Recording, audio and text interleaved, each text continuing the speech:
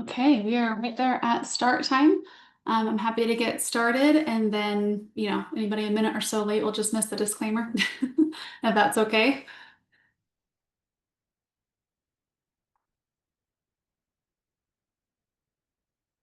I'll take the silence as an agreement, so we'll go ahead and get started.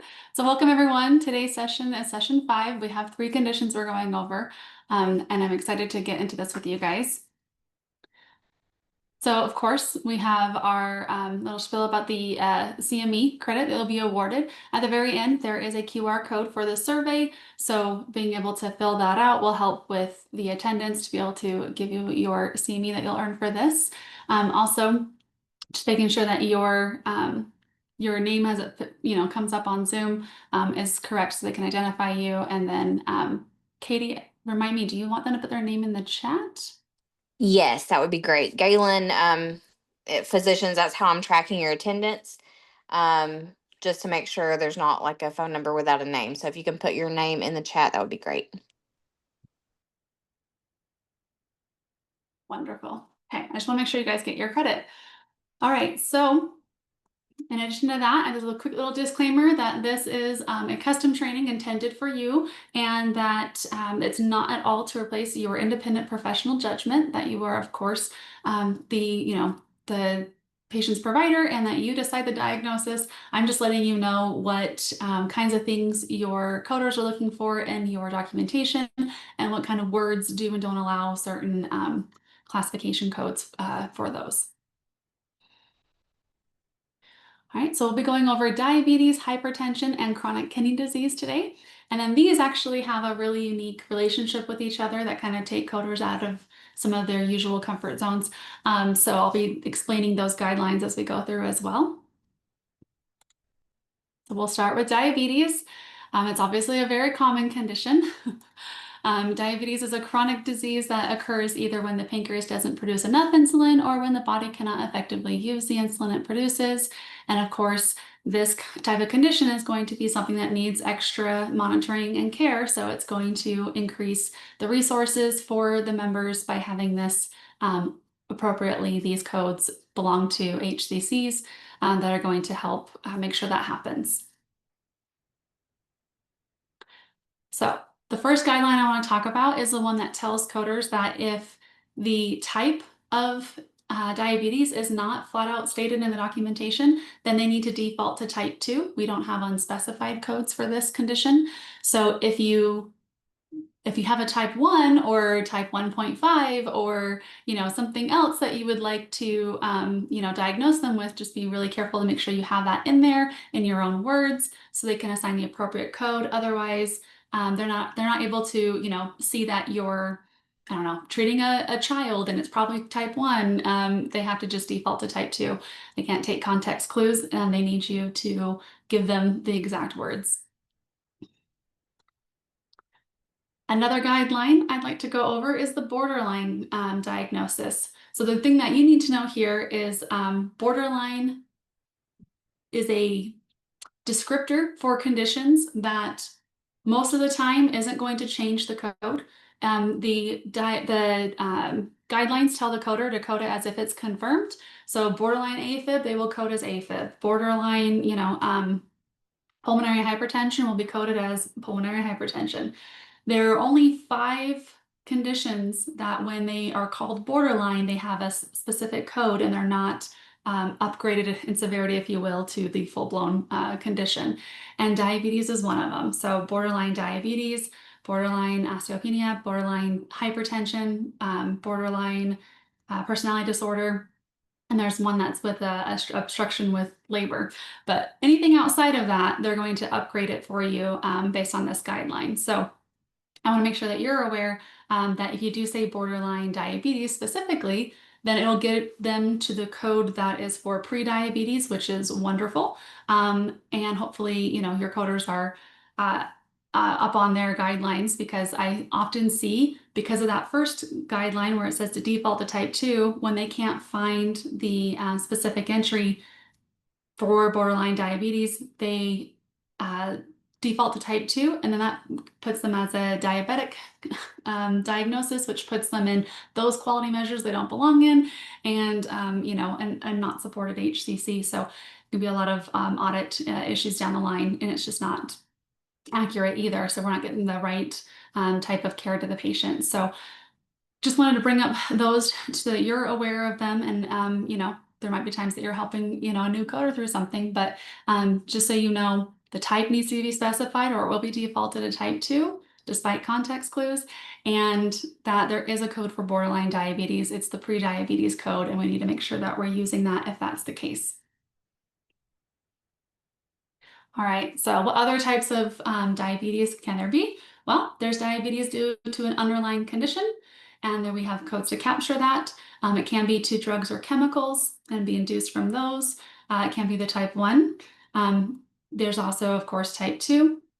And then our other specified, that's going to take care of things like your diabetes 1.5, right? And then anything else that you are specifying in your documentation that it's not fitting one of these other codes of being due to an underlying condition, drugs, chemicals, type 1, type 2, exactly, then it'll just be kind of catch-all there. But you can't just use that code. You have to say what the other thing is, right? So you have to say that it's type 1.5 and then use the E13 other specified diabetes because it has to be just that specified, right? So of course, the other thing we have is our, we have codes that tell the story of, did this diabetic become pregnant, or is it gestational diabetes, right? So which one happened first is going to change the code selection. So just being clear in your documentation what you're trying to say for them there.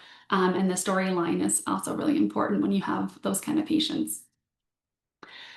So in addition to the type, we're going to want to find support that it is something that is being either treated or monitored, something that's having an impact on something other than just simply stating it exists.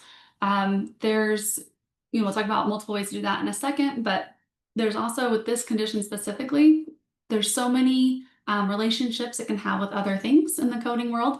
So a lot of these are what we call a presumed relationship, and that's where the code book, the classification, actually links the diabetes with these other things without you having to say it in your documentation explicitly. And I know some providers don't feel comfortable saying that it's due to diabetes if they're unsure of that, and that's okay. Just know that because of the coding rules, they will be instructed to put them together for you, but you can stop that if you don't want them together by stating otherwise in your documentation. They can't overrule your documentation with a coding guideline, right? So there's got to be, anyway, so just bringing some understanding there. I'm going to show you what those are right now. So for example, we have things like circulatory complications. We have your, ophthalmic complications. We have things like kidney complications. That's by far the most common, of course, as you'll see that, and our neurological complications. I feel like the ones that I see the most. But there is, of course, the one at the very bottom I want to point out to you of 0.9, and that is saying without complication. So often it's thought of as being diabetes unspecified, but it's actually making a statement. It's making a diagnostic statement that it's without complication. So using it in combination on the same chart as, or the same encounter as any of these wouldn't make any sense. That would be a conflict, right? We're saying that they have diabetes with kidney complication, and then we're turning around saying it's without complications. So they can't both be true. So just being really careful not to put the E11 or E10, whatever type it is, before the decimal point will tell us the type. After the decimal point will tell us if there's a complication or not. So just not having the 0.9 with any of the others. And I know we talked about that a little bit on a previous session, but here it is in writing, and another reminder because it's a great one. If you have diabetes with neuropathy, you'll have the comma code, E1140, and you put the support for both of them right there underneath that one code that's saying 2 conditions, and you support both conditions, and then the code is fully supported and it can stay.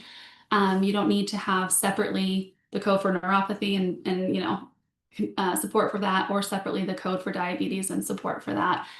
That combo code is saying there's 2 active conditions, and to keep that code, we have to give support for both the diabetes and the um, neuropathy. If we just gave support for the diabetes, I would have to get rid of the neuropathy and do the diabetes uncomplicated code, or vice versa. If I just had support for the neuropathy and not the support for diabetes right there, I'd have to code neuropathy by itself because that's all I can for sure prove based off of what I'm seeing support for in the documentation. I don't know if it was an accidental code selection or something like that if I don't have your words saying and then support for. So hopefully that makes sense. Any questions on anything so far? Okay. So we have a lot of things that the book tells us go with diabetes. And this is what I'm saying with the how the coder is going to put it together for you. If you have a foot ulcer and they're a diabetic and you don't tell me it's due to pressure or something else, the code book tells me to put them together and say it's a diabetic foot ulcer. So if that's true, great, that's going to happen for you. It's best, of course, for you to say that, and there's no, ambiguity there. There's no chance of that being, a bad presumption. But if it's truly to pressure or something else, then saying that will keep that from happening because it's not open for linking. It'll at that point, you already given pressure the credit for the ulcer, and it's no longer going to be considered, due to the diabetes that way. Okay. So for some of those support elements, when we're in there trying to support that they have diabetes, we can talk about it being, controlled with an exact A1C value, whenever possible. We can talk about, maybe you're doing a diabetic foot exam and that's in your physical exam. And I know you're only gonna do that for diabetics, so that's gonna help support it as well. Maybe you're, trimming their nails for them or something like that. Some great places in the physical exam for those kind of things. You might be sending them to a endocrinologist, or you might be talking about their insulin regimen. If you say things like, increasing their insulin for better control, okay, from what dose to what dose, all the great details in there to really help with patient care. In addition to coding, you said insulin, I'm going to capture that, but it'd be even better to have those amazing details in there for more than just the coding purposes. And then, of course, it's very easy to say that diabetes is definitely important and supported and all the things if you're writing a prescription for it or refill and that sort of thing. Um, those are the kind of things your coder or your auditor are going to be looking for to find support. If you can just remember your DSP, the diagnosis with the type, and then any relationships clearly stated to the highest level of specificity. And then, of course, the status.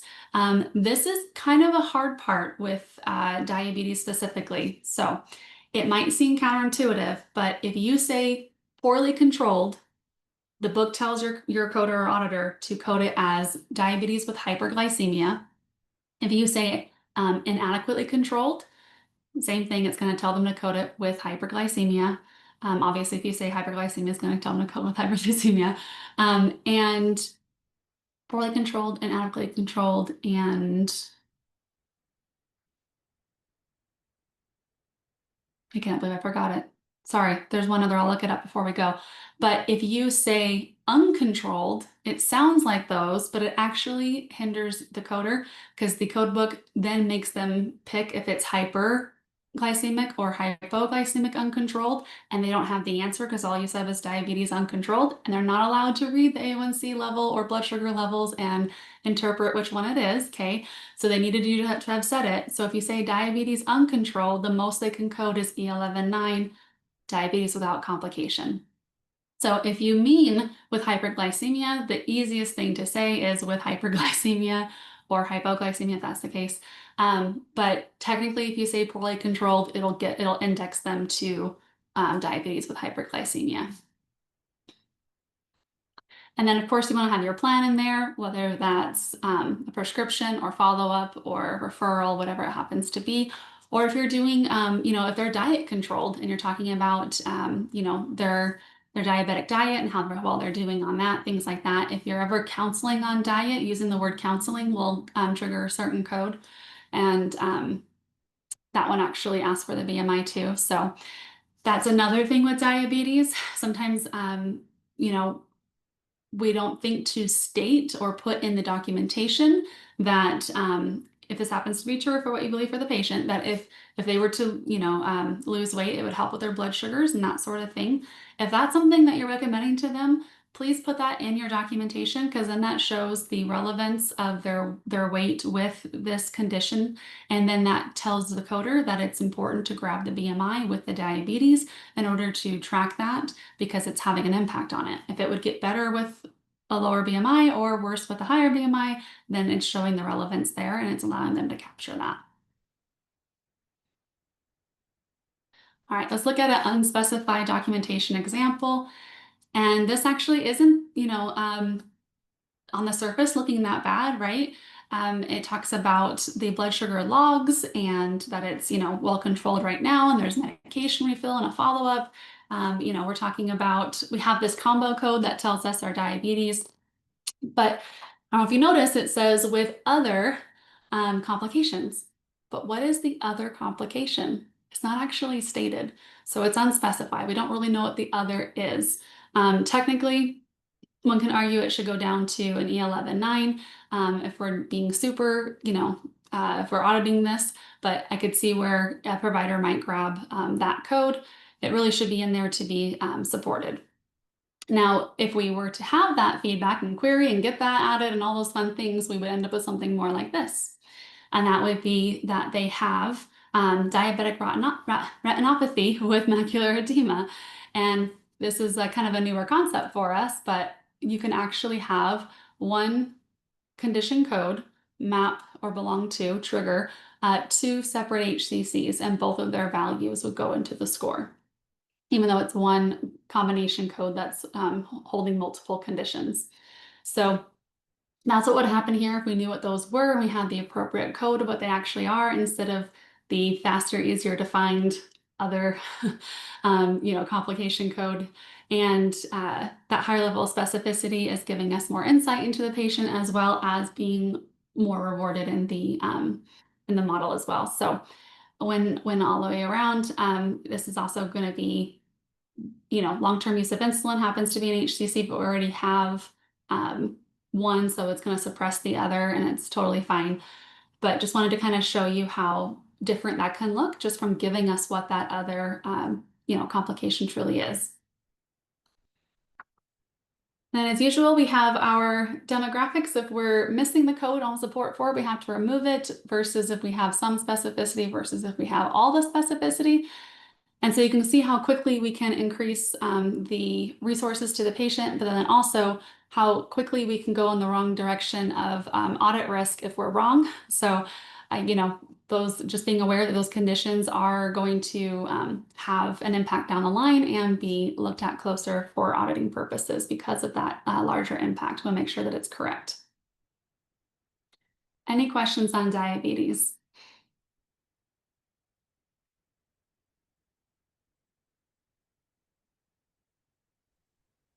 Hi, Danielle. It's Dr. Fitz. I don't have any questions, but you kind of covered, most of the content on diabetes. I just wanted to make some clarification. Okay. You did mention that when you're coding diabetes with any complications, whether it's CKD, PVD, retinopathy, um, the meat is important. So the Mhm. best way to go by this is to add documentation support for the diabetes as for, if the patient's taking, any medication, sorry, like metformin, or if, you have a recent A1C value, that's, support for the diabetes, or even if the patient's being referred to endocrine, that's enough support for diabetes. Now, for the complication, if the patient has neuropathy, you need to actually, specify, is the patient taking any medication for neuropathy? Is the patient following up with the neurologist? The trick or the issue with the diabetes with complication, if you're documenting diabetes, for example, diabetes with neuropathy, and then you have a medication for neuropathy, patients on gabapentin, and you don't add anything for the diabetes, the question, that comes up is, okay, so what about the diabetes? What is being done for the diabetes? However, if you code diabetes with neuropathy, and then you add a clear plan for the diabetes, you can get away with it. The thought process here is that complication is due to the diabetes. If you're well managing the diabetes, you are slowing the progression of the complication. So always add, a plan for the diabetes when you're, adding these combination codes for diabetes with your complications, because it will help cover the documentation support that is needed for the complication. Also, you talked about diabetes uncontrolled. Uh, in the past, when you documented diabetes uncontrolled, it automatically defaulted to diabetes with hyperglycemia. So Medicare changed that in 2016, where they're saying, well, uncontrolled could be diabetes with hypoglycemia, where the patient is complaining about night sweats, dizziness, and then you're, obligated to change the medication dosage. That's enough support for your diabetes with hypoglycemia. Or the patient has diabetes with hyperglycemia, when, the A1C is elevated. So in clinical practice, the goal for the A1C is to be under 7. Oftentimes, the patient, in the past had a high A1C. The A1C is 10, and for example, it dropped to 8, and providers is documenting diabetes controlled. So unfortunately, even if the A1C dropped to 8, you still need to code diabetes with hyperglycemia, because like I said, the goal is to bring it less than 7.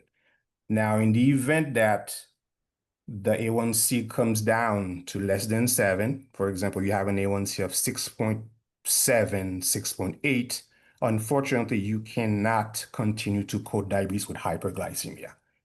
That diabetes would be considered as controlled because it's under 7. I just wanted to clarify that before we move forward. Thank you. Thank you. Yeah, I appreciate the more clinical scope of it. Coders try not, coders are to leave that to the provider and not, what's what we're looking for. I was like, get in their way, but you know what I mean?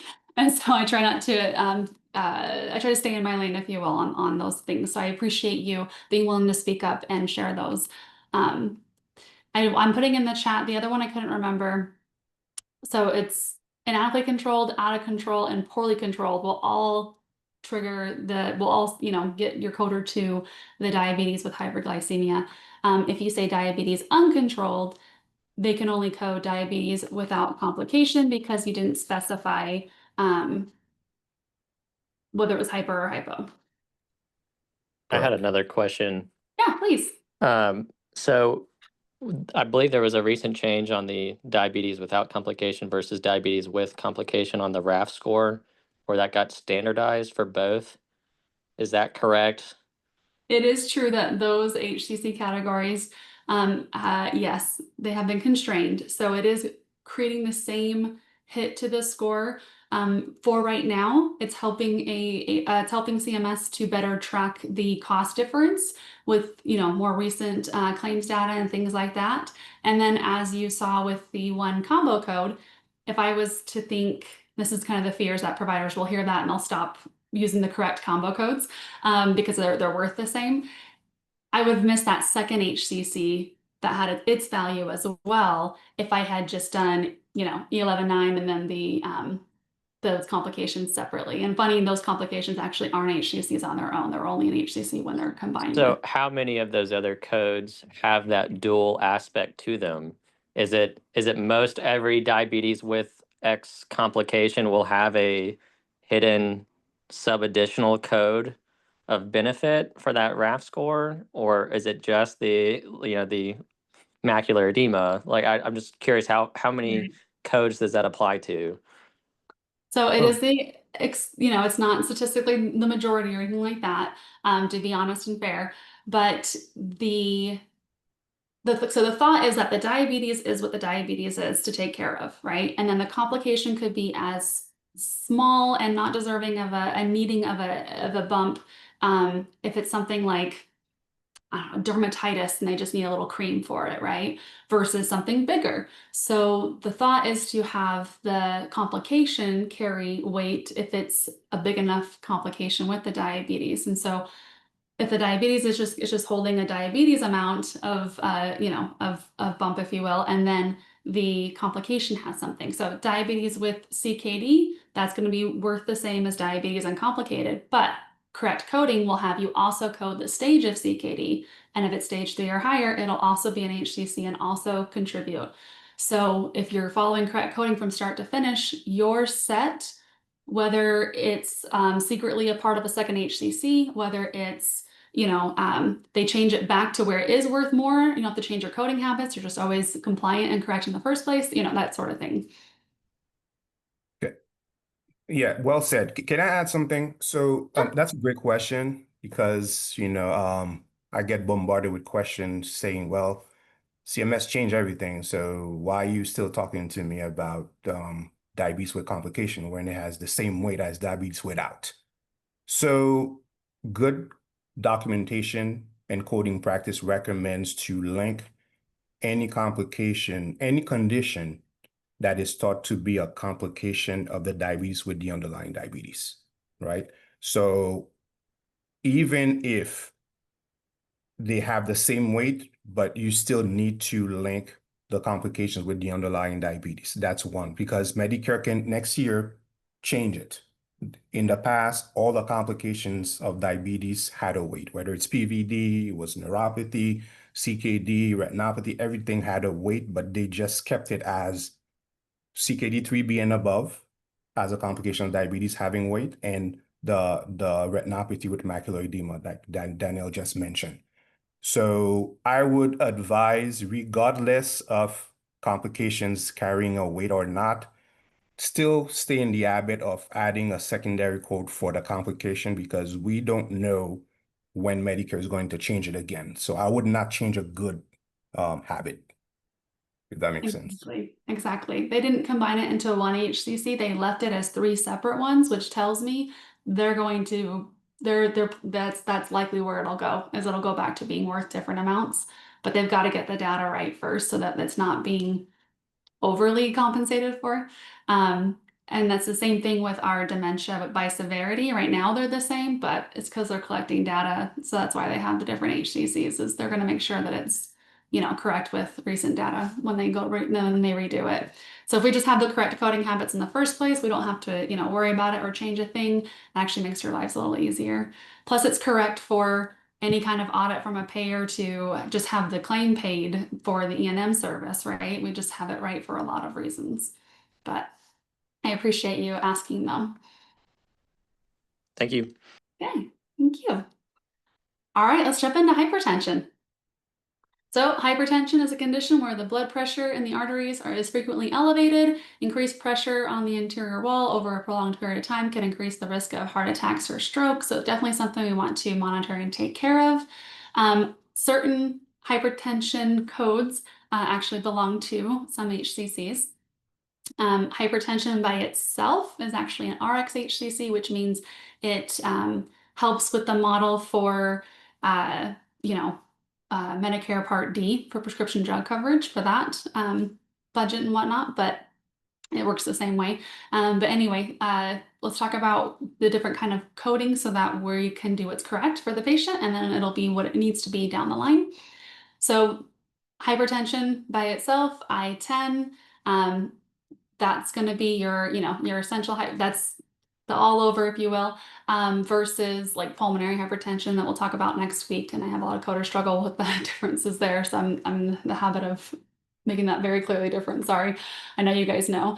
And then you have hypertension with certain heart diseases will cause the hypertension code to change from I-10 to I-11. And one of those is heart failure.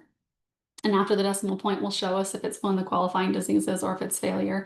But just knowing that it's going to change your hypertension code when it's with those, because the book is telling the coder to link them together. There's that presumed relationship, so it will be coded as linked together. And if you don't want it linked together, then you'll just state that in your documentation, heart failure, not due to hypertension or whatever you need to put there. And then Same thing with chronic kidney disease. When there's hypertension and there's CKD, there's a presumed link, and they will get put together with an I-12 code for hypertensive CKD, and then they'll also put the stage of CKD. But if it's both, if it's cardiorenal and it has both the heart and qualifying heart involvement and the CKD, it'll be an I-13 code. And so there's kind of a great pattern with that. It'll end in a 1, and we have anatomy says we should have 1 heart, and then it'll end in a 2 because we should have 2 kidneys, or a 3 if you're doing both the heart and the kidneys.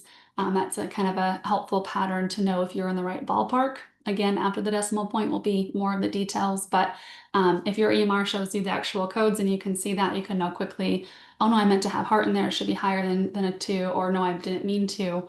I shouldn't be at a 3, I should be down to a 2 or something, whatever it may be. We also have hypertension that's actually not primary, it's actually secondary, and we have codes for that. And then we have hypertensive crisis, and then of course our pregnancy. Are they someone with hypertension who became pregnant, or is it gestational hypertension? And we want to make sure that we understand the order of events so that we can have the correct code to tell that story correctly. If you say high blood pressure, we don't know if that means acute or chronic, and we don't know if that's just like a one-off white coat, something going on, or if that's you're giving them a hypertension diagnosis. And because technically it's in the code book like that, it's technically going to get them to a chronic hypertension I-10 code, but you may have meant it as a one-off, and the coder should read it and be able to change it to just a high blood pressure reading without an official diagnosis of hypertension. There's an R code for that, RL 3.0. A lot of EMRs have high blood pressure with the I-10, and so you're just looking for a high blood pressure reading, and you're not realizing that you're giving them a diagnosis of chronic hypertension. So that would be my caution there that I've seen happen too often. Just being careful with that and aware that you do not want a code that starts with an I if you just mean a one-time, higher pressure reading. The one that starts with an I is the diagnosis of hypertension. It should start with an R if you just mean a high reading. But we're gonna continue down. So we'll talk about meat, what does count for meat in a second, but I do want to point out that having a blood pressure reading in the vitals does not count as support for hypertension. And if you're wondering why, we're literally assessing how their blood pressure is right now. Well, everyone gets their blood pressure read. So I don't know if their hypertension was on your mind or not, because it was a standard thing that everybody has in their vitals. And then I can't interpret the reading to mean anything. Plus, if it's a good reading, I just think your medicine's doing well. I don't really know. I can't really do anything with that information either, even if I were to interpret it as high or low reading. So for a lot of reasons, it's not covered by the vitals. We still need additional from you support for the hypertension, please. And then there's, again, a presumed relationship between CKD and hypertension, between heart failure and hypertension and certain heart diseases, and they're listed here. So you'll see on here, we don't have CAD on here, we don't have AFib on here. Those will not change hypertension from I-10 to an I-11, but these ones would, for example. Okay. All right. So if you talk about their blood pressure reading and you have it in your, you've got some notes next to it in the vitals, or you've brought it down to your, that system in your physical exam, or it's down in your plan, and you're talking about how you're going to, increase their medication because it's not being well controlled, whatever it may be, then of course it would count. It's not that blood pressure readings never count. It's just standard ones, and the vitals are not considered support that you specifically were thinking about it. Talking about how it reacts to a medication is, of course, support. Changing that medication regimen, or talking about follow-up, or anything like that, anything you're changing in their diet, whatever you may be doing to address it, those are all ways that they're going to look to see that it was on your mind and either a focus of care or has an impact on care. Both are valid for capturing with ICD-10 codes. So if you can just give the diagnosis, when you say hypertension, we're just going to go with primary. If you meant that it was secondary to something, then we need that said explicitly in your, not just grabbing the code for that, because it might be an accidental code selection, but in your free text, you explaining that and what exactly it was due to, so we can get that correct for you on there. And then the status of it, and then of course your plan for it. Okay. Let's look at a documentation example, but if you can, remember your DSP, then you should be set majority of the time. This one's not as tricky of a condition. So here I have that, they are coming in for a recheck of chronic conditions, that the patient, has hypertension, diastolic heart dysfunction, and CKD. This is kind of an extra little helpful one for, I'm throwing in this extra bonus about diastolic dysfunction. Diastolic dysfunction is going to get to heart disease unspecified, which will combine with hypertension as we saw previously, but it should not be coded as diastolic heart failure. So if they happen to have that as well, that needs to be separately stated. But this is how it would go with that. If you were to just say CKD and not give me a stage, even if there's an EGFR lab value, and some even, put in the ranges to help when patients are looking at their records later and things like that, I still can't do anything with those ranges and decide a stage. I need you to state the stage, so I know it wasn't like a one-off lab value. And so this is where I'm going to end up. And if that's, if they are a stage 1 or stage 2, for example, it would also end this way, and that would be fine if that's what they really are. But if they happen to be a different stage, it would be great to have that specificity in there. And then again, diastolic heart failure needs to be stated that way to get that. And then these combined with the hypertension will give us a different, down the line consequences that way. And then, of course, just talking more about it, specifying what those conditions were in the chief complaint originally. And then also, again, there's that stage. And then what the recommendations are, and just more details about it. Always wonderful. And you can kind of see the progression there. Again, more we can do with our specificity, and then being careful not to overdo it either for audit reasons. Any questions on hypertension?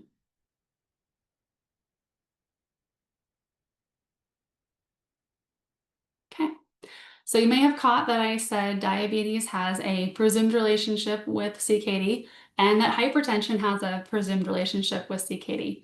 So if you just list them separately, we're supposed to combine them with both and use both the combo code for diabetic CKD and the combo code for hypertensive CKD. We have no reason to pick one over the other.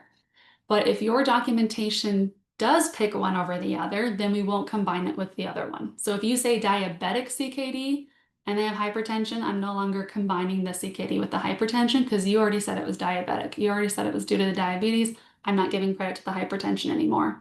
And same is true in reverse. If you say hypertensive CKD, I'm no longer supposed to combine it with the diabetes. That you've already given hypertension the credit for it. So I'm going to leave the diabetes as uncomplicated in that scenario too.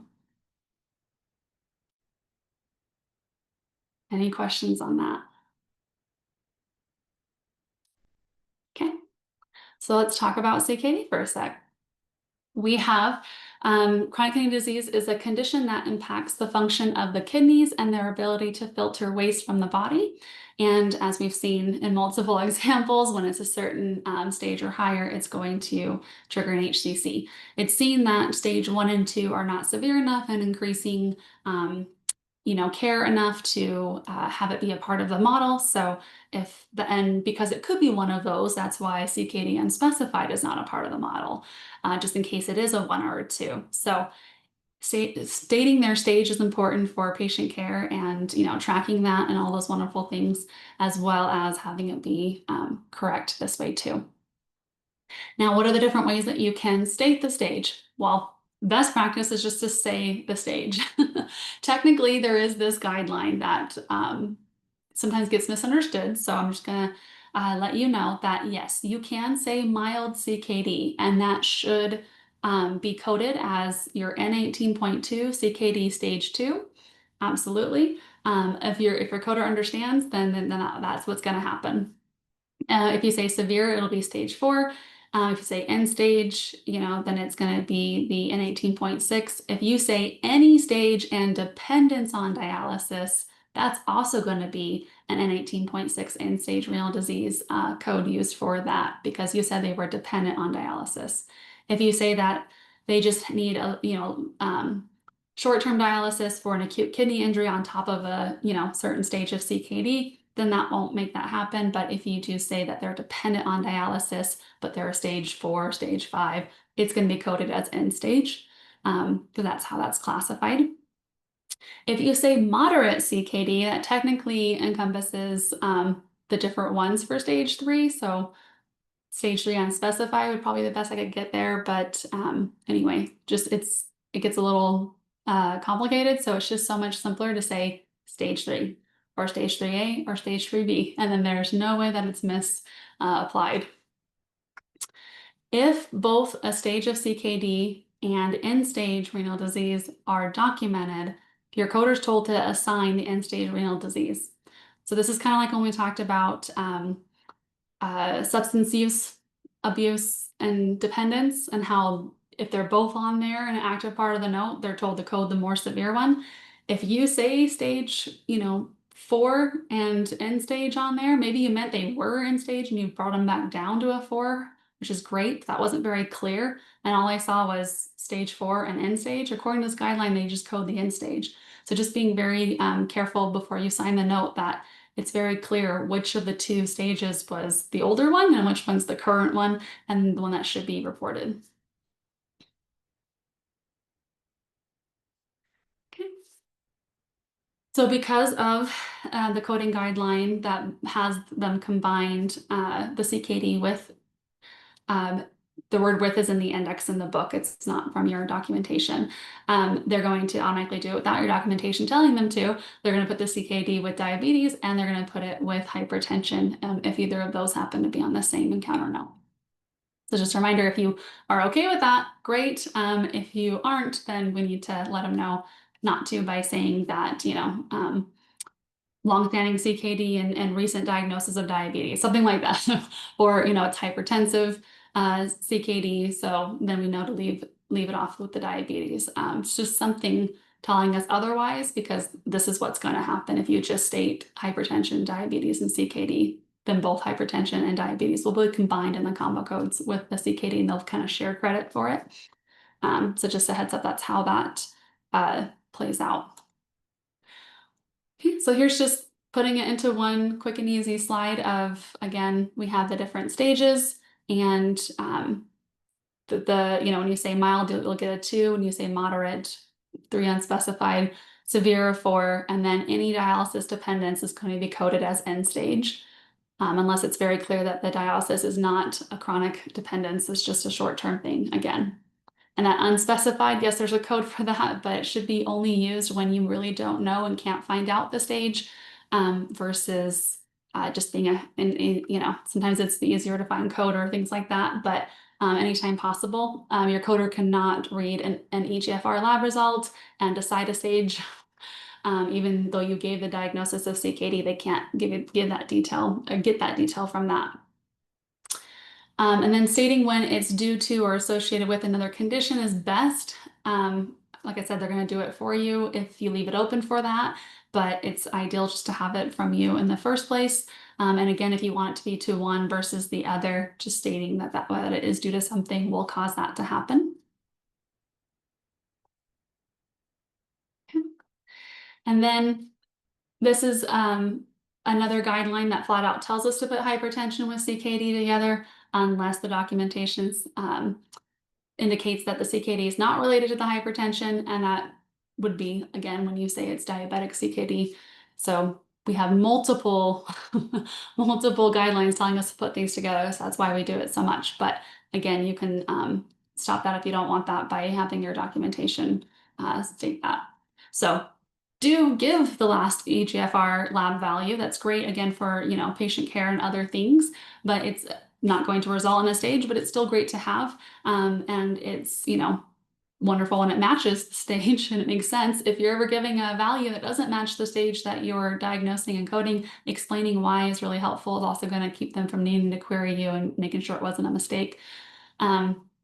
Anything in there that about evaluating them or having any tests that you're ordering or any referrals that you're making as usual. If you can just give your highest level of specificity with that stage, your CKD, and then if it's, due to something or not. And then if it's worsening or stable and explaining, it went from this stage to that stage and we're working on this or, anything, any kind of context you can give around that. And of course, your plan for it. Okay, so just looking at an example, I see this kidney failure. That sounds like it's going to give you a pretty good diagnosis. Those words get to a code of unspecified kidney failure, which isn't telling us enough. The model isn't, considering that to be something to put with it. So we want to be careful that we're using the words that we mean to for the patient. If that's the best we have right now, then there's a code for that for a reason. That's fantastic. But if you happen to have meant end-stage renal disease, then we need those kind of words to get us to that code and to support it. So, of course, if you're also talking about dialysis, putting support for that specifically as well. And if you guys are very savvy with the models, so you probably noticed that the dependence on dialysis is not actually an HCC anymore. It was in the old model, it's not now.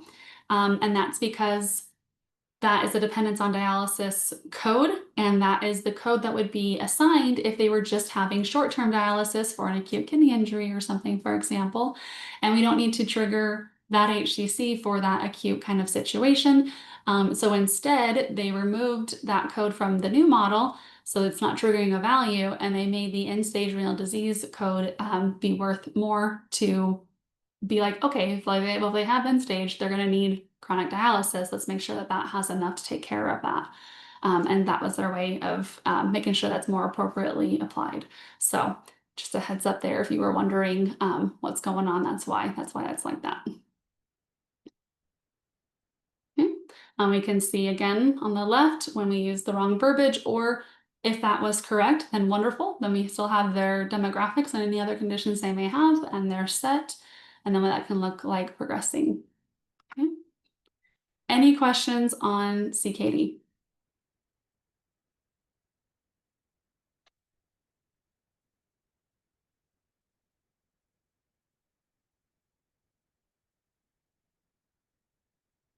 So most important thing is stating that stage flat out, and then what its relationship is with something else, where it came from, and if they need dialysis, chronic dependence, chronic dialysis. Those are very important details to capture when we're talking about CKD. And then your hypertension, was it before or after the pregnancy? Is it hypertensive CKD, or is it hypertension due to kidney disease? Those are going to be very different codes. For your diabetes, just saying if it's even though I'll link a foot ulcer with diabetes automatically, if you just said it was a diabetic foot ulcer, I would feel so much more secure in doing that. And, because it could be due to pressure or something else. It could be, a venous ulcer or something. So it's just so much better to have it be, in black and white for me and have it be there, but just be aware that it will be linked for you due to coding rules, if not. But happy to address any lingering questions there might be. If not, here is your QR code for that survey, so I can improve, and then it also helps them with giving the CME credit out.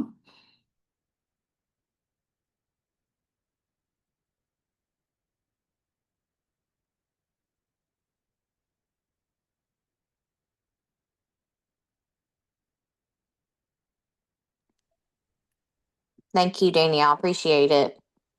You're so welcome, Katie. I appreciate that. Okay, well, I will hang on in case there's any questions anyone thinks of, but otherwise, have a great rest of your night, and thank you for your time. Thanks. Thanks, Danielle. Thank you again for the assist.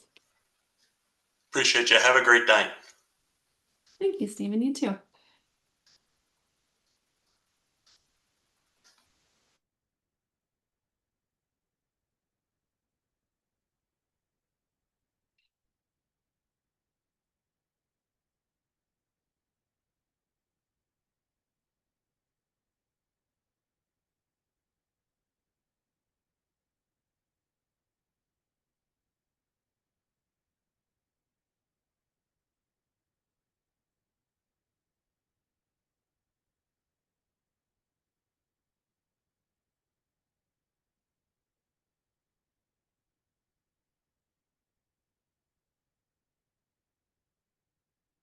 Thank you, Daniel. Thank you.